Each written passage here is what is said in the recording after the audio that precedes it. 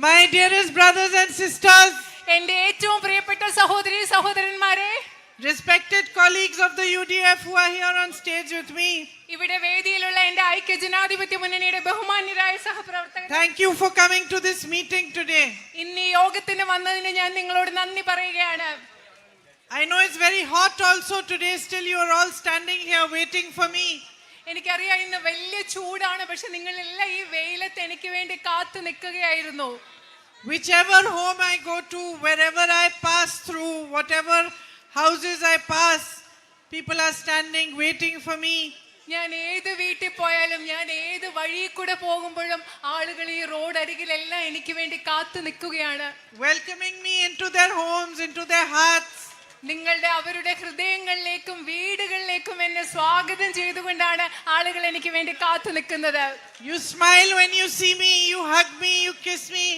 നിങ്ങൾ എന്നെ കാണുമ്പോൾ നിങ്ങളുടെ മുഖത്ത് പുഞ്ചിരി വിടരുകയാണ്, നിങ്ങൾ എന്നെ കെട്ടിപ്പിടിക്കുകയാണ്, നിങ്ങൾ എനിക്ക് ഉമ്മകൾ തരികയാണ്. I think in the last 1 week that I have been here, I have not experienced so much love as in this 1 week. കഴിഞ്ഞ ഒരു ആഴ്ചയായി ഞാൻ ഇവിടെ ഉണ്ട്. ഈ കഴിഞ്ഞ ഒരാഴ്ച ഇവിടെ നിന്ന് അനുഭവിച്ചിട്ടുള്ള ഇത്രയും സ്നേഹം ഞാൻ ജീവിതത്തിൽ ഇതുവരെ അനുഭവിച്ചിട്ടില്ല. It is really an honor for me. യഥാർത്ഥത്തിൽ ഇത് എനിക്ക് വലിയൊരു ആദരവ് തന്നെയാണ്. There can be no greater honor than this. ഇതിലും വലിയൊരു ആദരവ് എനിക്ക് കിട്ടാനേ ഇല്ല. That you see me, you smile. It makes you happy to meet me. This is a great privilege for any human being.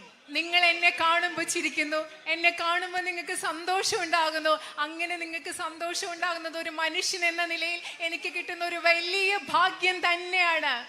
And what can I say? You are a piece of my brother's heart. എനിക്ക് വേറെ എന്ത് പറയാൻ സാധിക്കും? നിങ്ങൾ എന്ന് പറയുന്നത്, ഇവിടുത്തെ ജനങ്ങൾ എന്ന് പറയുന്നത് എൻ്റെ സഹോദരന്റെ ഹൃദയത്തിന്റെ ഒരു ഭാഗമാണ്. You know, I have been observing politics since I was a child. നിങ്ങൾക്കറിയോ, ഒരു കുട്ടിയായിരുന്ന സമയം കൊണ്ട് തന്നെ അപ്പം മുതൽ തന്നെ ഞാൻ രാഷ്ട്രീയം നിരീക്ഷിക്കുന്ന ഒരാളാണ്. This is the first time that I am fighting an election. But for 35 years I have been campaigning in elections. I have been watching politicians of all kinds. ആദ്യമായിട്ടാണ് ഞാൻ ഒരു തെരഞ്ഞെടുപ്പിന് സ്ഥാനാർത്ഥിയായിട്ട് മത്സരിക്കുന്നത്. പക്ഷേ 35 വർഷങ്ങളായി ഞാൻ തെരഞ്ഞെടുപ്പ് പ്രചരണത്തിലുണ്ട്. അതുപോലെ തന്നെ എല്ലാ തരം രാഷ്ട്രീയക്കാരെയും ഞാൻ നിരീക്ഷിച്ചു കൊണ്ടിരിക്കുന്ന ഒരാളാണ്. And I have been observing also the relationship between people and their leaders. അത് മാത്രമല്ല, ഞാൻ നേതാക്കളും ജനങ്ങളും തമ്മിലുള്ള ബന്ധം എങ്ങനെയാണെന്നും ഞാൻ ശ്രദ്ധിച്ചു വരികയാണ്. And I think broadly speaking there are two kinds of leaders, two kinds of politicians. നമ്മൾ വിശാലമായിട്ട് പറയുകയാണെങ്കിൽ രണ്ട് തലത്തിലുള്ള നേതാക്കളുണ്ട്, രണ്ട് തരത്തിലുള്ള രാഷ്ട്രീയക്കാരുണ്ട്. One leader understands that no matter how much power he has, that power does not belong to him, it belongs to the people. ഒരു തരത്തിലുള്ള നേതാവിന് മനസ്സിലാകുന്നു, എത്രമാത്രം അധികാരം നേതാവിന്റെ കയ്യിലുണ്ടെങ്കിലും ആ അധികാരം നേതാവിന് ഉള്ളതല്ല. നേതാവിന്റെ അധികാരം എന്ന് പറയുന്നത് ജനങ്ങളുടെ അധികാരമാണെന്ന് അദ്ദേഹം മനസ്സിലാക്കുന്നു. That leader respects first and foremost the people who gave him power. ആ രാഷ്ട്രീയ നേതാവ് എന്ന് പറയുന്നത് ഏറ്റവും ഉപരിയായി, ഏറ്റവും പ്രധാനപ്പെട്ടതായി അദ്ദേഹത്തിന് അധികാരം നൽകിയ ജനങ്ങളെ ബഹുമാനിക്കുന്ന രാഷ്ട്രീയ നേതാവാണ്. For a leader like that, you can never become a number. You can never become just a vote. You can never become a way for himself to feel more powerful. അങ്ങനെയുള്ള രാഷ്ട്രീയ നേതാവിന് ജനങ്ങൾ എന്ന് പറയുന്നത് ഒരിക്കലും ഒരു സംഖ്യയല്ല, ഒരു എണ്ണമല്ല. അവരെന്ന് പറയുന്നത് ഒരു സംഖ്യയും എണ്ണവും അദ്ദേഹത്തിന്റെ അധികാരം വളർത്താനുള്ള ഒരു ഉപകരണം, ഒരു വോട്ട് മാത്രമല്ല. Such a leader genuinely feels for your problems. അങ്ങനെ ഒരു രാഷ്ട്രീയ നേതാവ് ആത്മാർത്ഥതയോടുകൂടി നിങ്ങളുടെ പ്രശ്നങ്ങൾ എന്താണെന്ന് മനസ്സിലാക്കുന്നു. When you cry, his heart cries for you. നിങ്ങൾ കരയുമ്പോൾ, അങ്ങനത്തെ ഒരു രാഷ്ട്രീയ നേതാവിന് നിങ്ങൾ കരയുമ്പോൾ അദ്ദേഹത്തിന്റെ ഹൃദയവും നിങ്ങൾക്ക് വേണ്ടി കരയുന്നു. When a tragedy happens, like the great tragedy that happened here a few months ago in Wayanad, വലിയൊരു ദുരന്തം നടക്കുമ്പോൾ, ഉദാഹരണത്തിന് ഏതാനും മാസങ്ങൾക്ക് മുമ്പ് ഇവിടെ വയനാട്ടിൽ നടന്ന വലിയൊരു ദുരന്തം പോലെ ഒരു ദുരന്തം നടക്കുമ്പോൾ, such a leader who cares about people, who respects people, comes to you during that tragedy, not to take photographs with you, not to show himself in public, but to hold your hand, to wipe your tears, to understand your pain, and to help and support you to face it. അങ്ങനെ ഒരു ദുരന്തം നടക്കുമ്പോൾ ഒരു നേതാവ് വരുന്നു നിങ്ങളെ കാണാൻ, നിങ്ങളോട് സംസാരിക്കാൻ, നിങ്ങളെ ചേർത്ത് പിടിക്കാൻ, അല്ലാതെ നിങ്ങളുടെ ഒപ്പം നിന്ന് ഫോട്ടോ എടുത്ത് ജനങ്ങളെ കാണിക്കാൻ വേണ്ടി അല്ല, നിങ്ങളുടെ പ്രശ്നങ്ങൾ പരിഹരിക്കാനും മനസ്സിലാക്കാനും വേണ്ടിയാണ് അങ്ങനെ ഒരു നേതാവ് വരുന്നത്. That has been the tradition of our politics since the time of Mahatma Gandhi. മഹാത്മാഗാന്ധിയുടെ കാലം മുതൽ നമ്മുടെ രാഷ്ട്രീയത്തിന്റെ പാരമ്പര്യം എന്ന് പറയുന്നത് അത്തരം ഒന്നാണ്. Such a leader does not ask which religion you are from. അങ്ങനെയുള്ള ഒരു നേതാവ് ഒരിക്കലും നിങ്ങളോട് ചോദിക്കില്ല നിങ്ങൾ ഏത് മതത്തിൽപ്പെടുന്ന ആളാണെന്ന്. Such a leader does not ask what is your caste. അങ്ങനെ ഒരു നേതാവ് ഒരിക്കലും നിങ്ങളോട് നിങ്ങളുടെ ജാതി ഏതാണെന്ന് ചോദിക്കില്ല.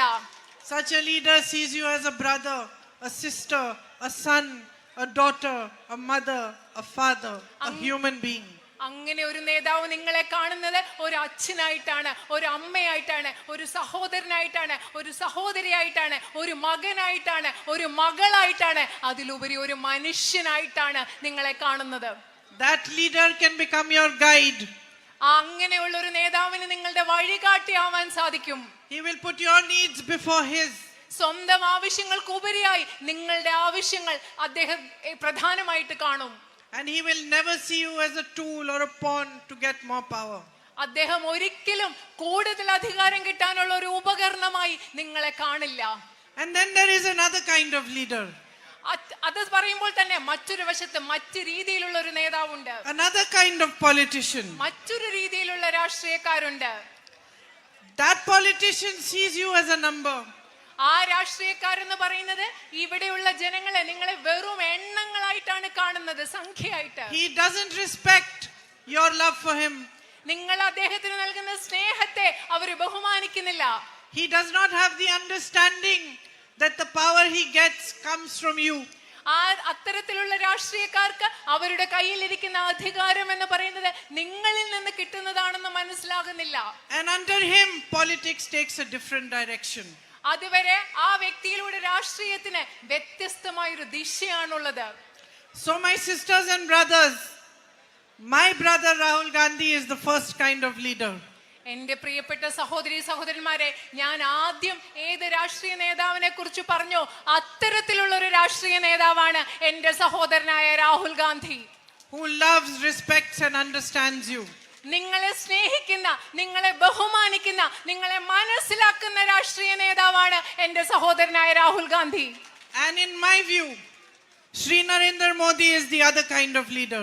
എന്റെ അഭിപ്രായത്തിൽ ഞാൻ രണ്ടാമത് പറഞ്ഞ ആളില്ലേ നിങ്ങളെ അധികാരത്തിന് വേണ്ടി ഉപയോഗിക്കുന്ന ഒരാള്, അങ്ങനത്തെ നേതാവാണ് Shri Narendra Modi. Who will not hesitate to spread mistrust, to spread fear amongst you, to divide you as long as he stays in power. നരേന്ദ്രമോദിക്ക് അധികാരത്തിൽ നിലനിൽക്കാൻ വേണ്ടി നിങ്ങളുടെ ഇടയിൽ ഭയവും ദ്വേഷവും പരത്താനും നിങ്ങളെ വിഭജിക്കാനും ഒരു മടിയുമില്ലാത്ത ഒരു രാഷ്ട്രീയ നേതാവാണ് അദ്ദേഹം. This kind of leader, once in power, forgets about the needs of the public. ഈ തരത്തിലുള്ള രാഷ്ട്രീയ നേതാവിന് വേണ്ടത് അധികാരം മാത്രമാണ്. അദ്ദേഹം ഈ രാജ്യത്തെ ജനങ്ങളുടെ എല്ലാവിധ ആവശ്യങ്ങളെ പറ്റിയും പൂർണ്ണമായും മറക്കുന്ന ഒരാളാണ്. He has one single aim, to remain in power. അദ്ദേഹത്തിന് ഒരൊറ്റ ലക്ഷ്യമേ ഉള്ളൂ, എങ്ങനെയും അധികാരത്തിൽ ഇരിക്കുക എന്ന ഒറ്റ ലക്ഷ്യമേ ഉള്ളൂ. And in the last 10 years we have seen what this has done to our nation. ഇത്തരത്തിലുള്ള ഒരു രാഷ്ട്രീയം ഈ രാജ്യത്തിന് എന്താണ് ചെയ്തുകൊണ്ടിരിക്കുന്നതെന്ന് കഴിഞ്ഞ 10 വർഷങ്ങളായി നമ്മൾ കണ്ടുകൊണ്ടിരിക്കുകയാണ്. Unemployment is at an all-time high. ഈ രാജ്യത്തെ തൊഴിലില്ലായ്മ എന്ന് പറയുന്നത് ഏറ്റവും വർദ്ധിച്ച നിരക്കാണെന്നുള്ളത്. My sisters are suffering because of price rise. വിലക്കയറ്റം മൂലം എന്റെ സഹോദരിമാർ ബുദ്ധിമുട്ടുകയാണ്. Every single day is a struggle. ഓരോ ദിവസവും ഒരു ബുദ്ധിമുട്ടാണ്. It does not matter how many members of a family are earning. You can still not go through your life without the kind of troubles you are facing today because of price rise. വിലക്കയറ്റം മൂലം നിങ്ങളുടെ വീട്ടിലൊക്കെ എത്ര അംഗങ്ങൾ ജോലി ചെയ്താലും ജീവിതം മുൻപോട്ട് കൊണ്ടുപോകുന്നത് വളരെ ബുദ്ധിമുട്ടാണെന്ന്. And the policies of Narendra Modi ji's government are made only to benefit big business houses. Narendra Modi ഗവൺമെന്റിന്റെ നയങ്ങൾ എന്ന് പറയുന്നത് അതിസമ്പന്നരായ വ്യവസായ സ്ഥാപനങ്ങളെ സഹായിക്കുന്നതിനും അവർക്ക് ഗുണമുണ്ടാകുന്നതിനും വേണ്ടി മാത്രം ഉണ്ടാക്കുന്നതാണ്.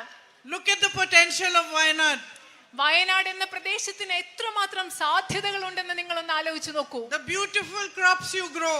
നിങ്ങൾ ഇവിടെ മനോഹരമായ വിളകളാണ് ഇവിടെ കൃഷി ചെയ്യുന്നത്. Coffee, rubber, areca nut, pepper, cinnamon. Such beautiful crops. നിങ്ങൾ കാപ്പിയുണ്ട്, റബ്ബറുണ്ട്, അടയ്ക്കയുണ്ട്, കറുവാപ്പട്ടയുണ്ട്, കുരുമുളകുണ്ട്, അങ്ങനെ മനോഹരങ്ങളായ വിളകളാണ് നിങ്ങൾ ഇവിടെ കൃഷി ചെയ്യുന്നത്. In Delhi we don't get all this. ഞങ്ങൾക്ക് ഡൽഹിയിൽ ഒന്നും കിട്ടത്തില്ല. What we get has no scent, less taste, but over here it's fresh. I was saying in my last meeting, you take the cinnamon from Wayanad and you put it in water, the water goes red. And its scent is beautiful, taste is beautiful. In Delhi we buy cinnamon, we put it in water, we boil the water, nothing happens, same water. ഡൽഹിയിൽ കിട്ടുന്നതിന് ഇതുപോലെയുള്ള നല്ല smell, മണമില്ല, അതുപോലെ അതിന്റെ colour മാറില്ല. മുമ്പത്തെ മീറ്റിംഗിൽ ഞാൻ പറയായിരുന്നു, ഇവിടുന്ന് കറുവപ്പട്ട വാങ്ങിച്ചുകൊണ്ട് പോയി ഞാൻ ഡൽഹിയിലിട്ട് വെള്ളം തിളപ്പിച്ച് കഴിയുമ്പോൾ കുറച്ച് കഴിയുമ്പോൾ അതിന്റെ colour ചുമക്കുന്നു.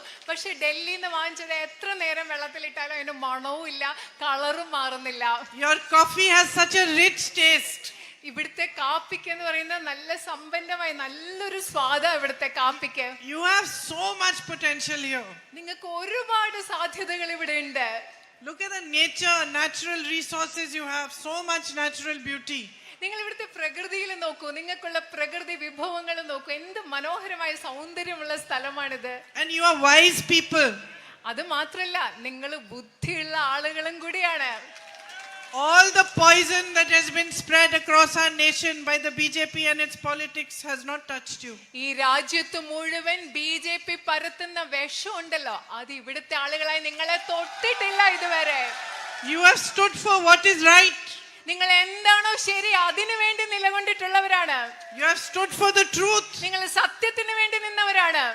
Every meeting I go to, I will see a Christian sister standing, a Muslim sister next to her, Hindu sister next to her, like friends, like sisters.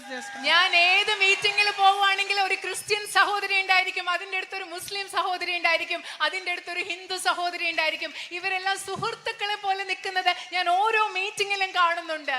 You have immense possibilities from farming if the marketing of your goods, storage facilities and proper packaging facilities are there for you. നിങ്ങളുടെ കാർഷിക മേഖലയിൽ ഒരുപാട് ഭക്ഷ്യ സംസ്കരണത്തിനും അതുപോലെ സംഭരണശാലകളും നിങ്ങളുടെ ഉൽപ്പന്നങ്ങൾ മാർക്കറ്റിൽ എത്തിക്കാനുമുള്ള സാധ്യതകളുണ്ടെങ്കിൽ, സംവിധാനങ്ങളുണ്ടെങ്കിൽ നിങ്ങൾക്ക് ആ മേഖലയിൽ ഒരുപാട് സാധ്യതകളുണ്ട്. If we focus on food processing here, you can make so much progress, so much employment can be generated. നിങ്ങൾ ഇവിടെ ഭക്ഷ്യ സംസ്കരണത്തിൽ ശ്രദ്ധ കേന്ദ്രീകരിക്കുകയാണെങ്കിൽ നമുക്ക് ഒരുപാട് പുരോഗതി ഉണ്ടാകും, ഒരുപാട് തൊഴിലവസരങ്ങൾ നമുക്ക് ഇവിടെ ഉണ്ടാക്കാൻ സാധിക്കും. But you have huge problems today. പക്ഷേ നിങ്ങൾക്ക് ഇപ്പോൾ ഒരുപാട് വലിയ പ്രശ്നങ്ങളുണ്ട്. Farmers are not getting compensation when their crops are destroyed due to rain. മഴ കൊണ്ട് വിളനാശം സംഭവിക്കുമ്പോൾ നമ്മുടെ കർഷകർക്ക് നഷ്ടപരിഹാരം കിട്ടുന്നില്ല. They don't get the right price for their crops. ന്യായമായ വില കർഷകരുടെ വിളകൾക്ക് കിട്ടുന്നില്ല. Many of them are suffering because they have taken loans and they are unable to repay the loans. ഒരുപാട് കർഷകർ വായ്പ എടുത്തിട്ട് അവർക്ക് അത് തിരിച്ചടയ്ക്കാനാവാതെ ബുദ്ധിമുട്ടുകയാണ്. Here in this area you have attacks from wild boars and pigs. ഇവിടെ നിങ്ങൾക്ക് ഒരുപാട് വന്യമൃഗങ്ങളിൽ നിന്ന്, പന്നികളിൽ നിന്ന് ഒക്കെ നിങ്ങൾക്ക് ആക്രമണം നേരിടേണ്ടി വരുന്നുണ്ട്. Your crops get destroyed, you don't get compensation. നിങ്ങളുടെ വിളകൾ നശിപ്പിക്കപ്പെടുന്നു, പക്ഷെ നിങ്ങൾക്ക് നഷ്ടപരിഹാരം കിട്ടുന്നില്ല. Yesterday I met a family of brothers who are farming and they are disappointed. They feel there's no future for them in farming. ഇന്നലെ ഞാൻ കർഷകരായ സഹോദരന്മാരുടെ ഒരു കുടുംബത്തെ കണ്ടു. അവർക്ക് വളരെയധികം നിരാശയുണ്ട്. കാർഷിക മേഖല ചെയ്തിട്ട് ഈ കൃഷി ചെയ്തുകൊണ്ട് മുമ്പോട്ട് പോകുമ്പോൾ അവർക്ക് ഒരു ഭാവി ഇല്ലെന്ന് അവർ കരുതുന്നത്. So much can be done to boost tourism here. ഇവിടെ വിനോദസഞ്ചാര മേഖലയെ ശക്തിപ്പെടുത്താൻ, പ്രോത്സാഹിപ്പിക്കാൻ നമുക്ക് ഒരുപാട് കാര്യങ്ങൾ ചെയ്യാൻ സാധിക്കും. Better infrastructure. ഒരുപാട് മെച്ചപ്പെട്ട അടിസ്ഥാന സൗകര്യങ്ങൾ കൊണ്ടുവരാൻ സാധിക്കും. Here for you I know that direct entry road into the greenfield highway is a very important issue. നിങ്ങൾക്ക് നേരിട്ട് ഗ്രീൻഫീൽഡ് ഹൈവേയിലേക്ക് പ്രവേശിക്കാവുന്ന ഒരു റോഡ് വലിയ പ്രശ്നമാണെന്ന് എനിക്കറിയാം. The development of your Tuvur railway station is a big issue. നിങ്ങളുടെ Thuvur railway സ്റ്റേഷന്റെ വികസനം നിങ്ങൾക്ക് ഒരു വലിയ പ്രശ്നമാണെന്ന് അറിയാം. All these things we can be worked out together so that tourism, firstly that you have better connectivity and the tourists also have better connectivity, so it will all boost tourism here. നമുക്കിവിടെ ഒരുപാട് ഒരുമിച്ച് ഇവിടെ കൂടുതൽ റോഡുകളൊക്കെ മെച്ചപ്പെടുത്തിയാൽ കൂടുതൽ ടൂറിസ്റ്റുകൾ ഇവിടെ വരാൻ സാധിക്കും. ഇവിടുത്തെ വിനോദസഞ്ചാര മേഖലയെ നമുക്ക് ശക്തിപ്പെടുത്താൻ സാധിക്കും. You have the potential here not just for tourism because of the beautiful natural beauty, but also for spiritual tourism with your temples and churches in Wayanad, and also for ecotourism. അത് മാത്രമല്ല, വിനോദസഞ്ചാര മേഖല എന്ന് പറയുമ്പോൾ പ്രകൃതി സൗന്ദര്യം വെച്ച് മാത്രമല്ല, ഇവിടെ ഒരുപാട് ക്ഷേത്രങ്ങളുണ്ട്, അമ്പലങ്ങളുണ്ട്, പള്ളികളുണ്ട്, മോസ്കുകളുണ്ട്. ഇതൊക്കെ ചേർത്ത് ആത്മീയ ടൂറിസത്തിന്റെ സാധ്യതയുണ്ട്. അതുപോലെ തന്നെ പരിസ്ഥിതിയുമായി ബന്ധപ്പെട്ട വിനോദസഞ്ചാരത്തിന്റെ സാധ്യതയും ഇവിടെയുണ്ട്. And yet basic facilities are also lacking. പക്ഷെ ഇവിടെ അതുപോലെ പല അടിസ്ഥാന സൗകര്യങ്ങളുടെയും കുറവ് നിങ്ങൾക്കുണ്ട്. Better health care, better higher education institutions, മെച്ചപ്പെട്ട ആരോഗ്യ സംവിധാനം, അതുപോലെ മെച്ചപ്പെട്ട ഉന്നത വിദ്യാഭ്യാസ സ്ഥാപനങ്ങൾ, better facilities and infrastructure for young boys who are playing soccer and other sports. ഫുട്ബോളും അതുപോലെയുള്ള മറ്റ് കായിക വിനോദങ്ങളിലും ഏർപ്പെടുന്ന നമ്മുടെ ചെറുപ്പക്കാരായ ആൺകുട്ടികൾക്ക് മെച്ചപ്പെട്ട സൗകര്യങ്ങൾ നമുക്ക് ഉണ്ടാക്കി കൊടുക്കണം. My son plays a lot of soccer. എന്റെ മകൻ ഒരുപാട് ഫുട്ബോൾ കളിക്കുന്ന ആളാണ്. So I have been watching soccer for many years. അത് കാരണം എന്താ അറിയോ, ഒരുപാട് വർഷങ്ങളായി ഞാൻ ഫുട്ബോൾ കണ്ടുകൊണ്ടിരിക്കുന്ന ആളാണ്. And when I pass children playing soccer here, I can see they're playing with an aggression and energy and great motivation. ഞാൻ ഇവിടെ ആൺകുട്ടികള് ഫുട്ബോൾ കളിക്കുന്ന കണ്ടപ്പോൾ എനിക്ക് മനസ്സിലാക്കി പറ്റി, ഒരുപാട് ഊർജ്ജത്തോടു കൂടി, ഒരുപാട് പ്രചോദനത്തോടു കൂടി, ശക്തിയോട് ആവേശത്തോടു കൂടിയാണ് അവർ കളിക്കുന്നതെന്ന് എനിക്ക് മനസ്സിലാക്കാൻ സാധിച്ചു. It makes me proud of them. അത് കണ്ടപ്പോ എനിക്ക് ശരിക്കും അവരെ കുറിച്ച് അഭിമാനം തോന്നി. I went and saw a little soccer match and I was sitting next to the young boys. And it also made me sad. ഞാൻ അവിടെ പോയി അവിടെ കുറച്ച് കുട്ടികൾ അവർ ഫുട്ബോൾ കളിച്ചുകൊണ്ടിരുന്നപ്പോൾ ഞാനത് കാണുകയായിരുന്നു. കുറച്ച് ചെറുപ്പക്കാർ ആൺകുട്ടികളുടെ അടുത്തിരുന്ന ഞാനത് കണ്ടത്. പക്ഷെ അപ്പൊ ഒന്ന് എനിക്ക് കുറച്ച് വിഷമം തോന്നി. Because I felt, why shouldn't they have the facility that any other child gets? ഇപ്പൊ ഞാൻ എന്തുകൊണ്ടാണ് എനിക്ക് വിഷമം തോന്നിയെന്ന് വെച്ചാൽ ഞാൻ ആലോചിക്കായിരുന്നു, ഈ കുട്ടികൾക്ക് എന്തുകൊണ്ടാണ് മറ്റു കുട്ടികൾക്ക് ലഭിക്കുന്ന അതേ സൗകര്യങ്ങൾ കിട്ടാത്തത് എന്നാലോചിച്ചാണ് എനിക്ക് വിഷമം തോന്നിയത്. There's so much talent. Why shouldn't they be able to play in the best teams in the world? അവർക്ക് ഒരുപാട് കഴിവുണ്ട്. അവർക്ക് ലോകത്തിലെ ഏറ്റവും മികച്ച ടീമുകളുടെ കൂടെ അവർക്ക് കളിക്കാൻ പറ്റാത്തത് എന്തുകൊണ്ടാണ്? I know that there's a lot of migration from here because employment opportunities are less. ഇവിടെ തൊഴിലവസരങ്ങൾ കുറവായതുകൊണ്ട് ഇവിടെ നിന്ന് തൊഴിലിന് വേണ്ടി ഒരുപാട് പേര് കുടിയേറ്റം നടത്തുന്നുണ്ട്, മറ്റു സ്ഥലങ്ങളിലേക്ക് പോകുന്നുണ്ടെന്ന് എനിക്കറിയാം. And we need to put pressure to increase the international flights from Calicut airport and also to bring down a little bit the ticket rates so that you can easily go and meet your families. ഇവിടുന്ന് ഒരുപാട് പേര് പ്രവാസികളുള്ളപ്പോൾ കാലിക്കറ്റിൽ നിന്ന് കോഴിക്കോട് വിമാനത്താവളത്തിൽ നിന്ന് ഒരുപാട് അന്തർദേശീയ ഫ്ലൈറ്റുകൾ, വിമാനങ്ങളുടെ എണ്ണം നമുക്ക് കൂട്ടണം. അതുപോലെ തന്നെ വിമാനയാത്ര നിരക്കും നമുക്ക് കുറയ്ക്കണം. ഇത് നിങ്ങളുടെ ആവശ്യമാണെന്ന് എനിക്കറിയാം. So sisters and brothers, you can see both things together. Immense potential, immense capacity to grow and develop, and yet immense difficulties. എന്റെ സഹോദരി സഹോദരന്മാരെ, നിങ്ങൾക്ക് രണ്ട് കാര്യങ്ങൾ കാണാം. ഒരു വശത്ത് വളരാനും വികസിക്കാനുമുള്ള ഒരുപാട് സാധ്യതകളുണ്ട്, പക്ഷെ മറുവശത്ത് അതുപോലെ വലിയ പ്രശ്നങ്ങളും നിങ്ങൾ നേരിടുന്നുണ്ട്. This is happening because the politics in this country is not addressing the real issues that it should be addressing. എന്തുകൊണ്ടാണ് ഇത് സംഭവിക്കുന്നതെന്ന് അറിയാമോ? കാരണം ഈ രാജ്യത്തെ രാഷ്ട്രീയം യഥാർത്ഥത്തിലുള്ള ജനങ്ങളുടെ പ്രശ്നങ്ങൾ പരിഹരിക്കുന്നതിൽ ശ്രദ്ധ ചെലുത്താത്തത് കൊണ്ടാണ് ഇവിടെ സംഭവിക്കുന്നത്. This is happening because people like Sri Narendra Modi and other leaders of the BJP believe that by dividing you and spreading mistrust and spreading negativity, they can stay in power. They are not answerable to you for the works and for the development of your lives. ഇത് എന്തുകൊണ്ടാണെന്ന് സംഭവിക്കുന്നത് നിങ്ങൾക്കറിയാമോ? നരേന്ദ്രമോദിയും നരേന്ദ്രമോദിയുടെ കൂടെയുള്ള BJPയുടെ രാഷ്ട്രീയക്കാരും വിചാരിക്കുന്നു നിങ്ങളുടെ ഇടയിൽ ഭയവും ദ്വേഷവും വിദ്വേഷവും പടർത്തി അവർക്ക് അധികാരത്തിലിരിക്കാം. നിങ്ങളുടെ പ്രശ്നങ്ങൾ എന്തുകൊണ്ടാണ് പരിഹരിക്കാത്തതെന്ന് നിങ്ങളോട് ഉത്തരം പറയാൻ അവർക്ക് ബാധ്യതയില്ലെന്ന് അവർ കരുതുകയാണ്. And that's why today it is more important than any other time for you to cast your vote wisely. അതുകൊണ്ടാണ് മറ്റേത് സമയത്തെക്കാളും ഇന്നത്തെ സമയം ബുദ്ധിപരമായി നിങ്ങളുടെ വോട്ട് ചെയ്യേണ്ടത് ഏറ്റവും പ്രധാനപ്പെട്ടതാവുന്നത്. I know you are wise. എനിക്കറിയാം നിങ്ങൾ ബുദ്ധിയുള്ള ആളുകളാണെന്ന് എനിക്കറിയാം. Because when the whole world had turned its back on my brother, it is you who recognize that this man is fighting for the truth. കാരണം ലോകം മുഴുവൻ എൻ്റെ സഹോദരനെതിരെ പുറംതിരിഞ്ഞു നിന്നപ്പോൾ നിങ്ങളാണ് മനസ്സിലാക്കിയത് അദ്ദേഹം സത്യത്തിന് വേണ്ടി പോരാടുകയാണെന്ന്. No matter what was being said about him, no matter how much money the BJP put into a campaign to spread lies about him, you did not believe that campaign. You believed in him. എന്റെ സഹോദരനെ പറ്റി എന്തൊക്കെ നുണകൾ പറഞ്ഞു പരത്തിയെങ്കിലും അത് പ്രചരിപ്പിക്കാൻ വേണ്ടി BJP എത്രമാത്രം പൈസ ചെലവാക്കി ഒരു പ്രചരണം നടത്തിയെങ്കിലും നിങ്ങൾ അത് വിശ്വസിച്ചില്ല. നിങ്ങൾ എന്റെ സഹോദരനൊപ്പം നിന്ന് അദ്ദേഹത്തിൽ വിശ്വസിച്ചു. You recognized the truth when you saw it.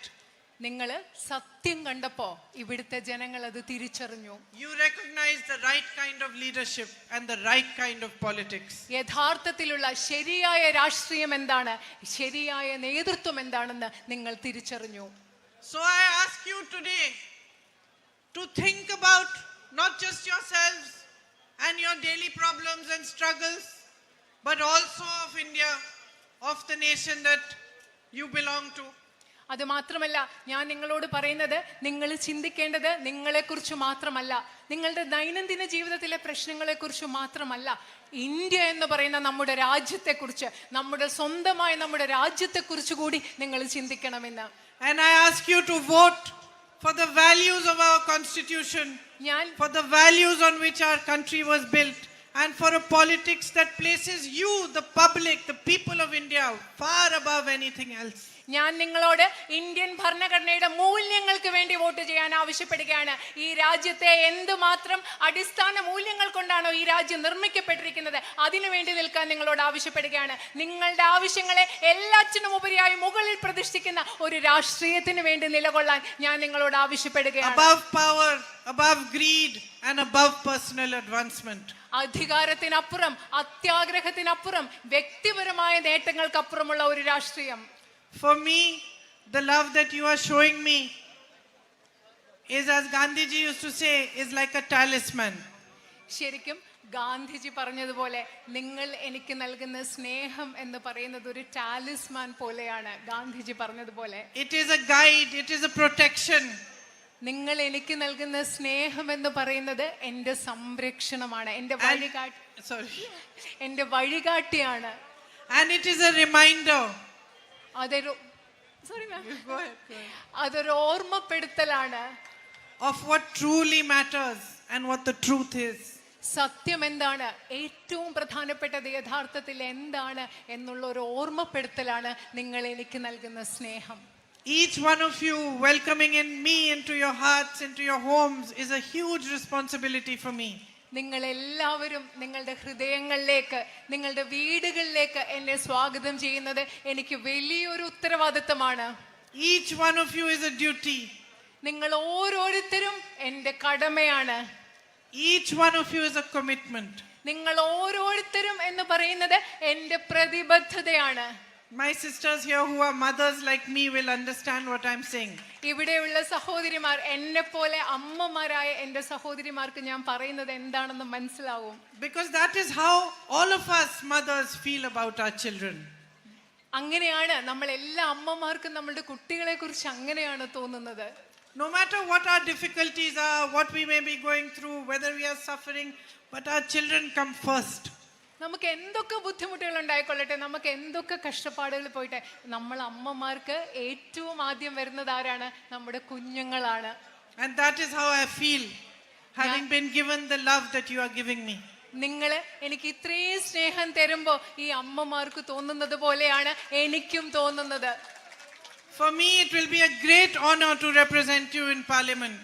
നിങ്ങളെ ഇന്ത്യൻ പാർലമെന്റിൽ പ്രതിനിധീകരിക്കുക എന്നത് എനിക്ക് കിട്ടാവുന്ന ഒരു വലിയ ആദരമായിട്ടാണ് ഞാൻ കണക്കാക്കുന്നത്. You are a great people with a great and strong spirit that symbolize everything that is beautiful about India. നിങ്ങൾ മഹത്തായ ഒരു ജനമാണ്. ഈ രാജ്യത്തിൽ ഏറ്റവും മനോഹരമായിട്ടുള്ളത് എന്താണോ അതിനെയൊക്കെ പ്രതിനിധീകരിക്കുന്ന ആത്മീയ ചൈതന്യമുള്ള മനോഹരരായ മഹത്തായ ആൾക്കാരാണ് നിങ്ങൾ. To serve you and to work for you will be a privilege for me.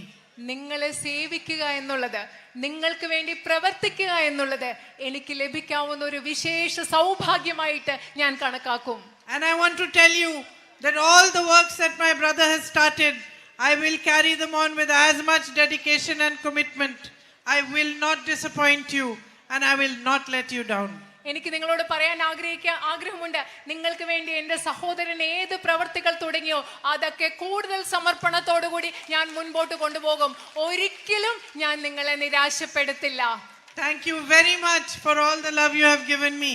നിങ്ങൾ എനിക്ക് നൽകിയ സ്നേഹത്തിന് ഒരുപാട് നന്ദി. And thank you for waiting here for me in the sun and in the heat.